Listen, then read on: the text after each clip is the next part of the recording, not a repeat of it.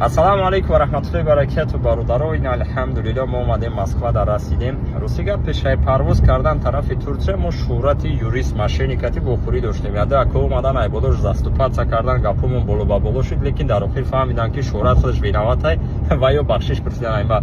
Кадом одам мера подключат мекунад, одамаш айма бахшиш мепурсад, мега шӯҳрат мошенника. Хулоса шӯҳрат бахшиш пурсид, аз барои Аллоҳ мебахшем, гуфт ман намекунам дига мошенники, дига мардума фреб намекунам, гуфт фанди шайтон дарафтам, ислом мешавам. Гуфт лекин бо ҳами корша давом додистай. Ин ҳами ровна я сутка вақт мешава, вақт мемонем. Пага то ҳами вақта шӯҳрат связ набура, кора я тарафа накунем, баъд уже строго рӯи қонуни ҳам Тоҷикистон, ҳам Россия мекунем. Мисол одаморо ман гуфтам заявлениётон обрат кунен, пускай нависанд, тамоми телеканалҳо любой ҷода мепартоем, чтобы дигаро фреб нафуранд. Ва рӯи қонун шояд ки паси панҷара шавад, шояд штрафаш кунанд. Ко мебинем чӣ мешавад, чӣ решение ки суд мебарорад дар Тоҷикистону дар Россия.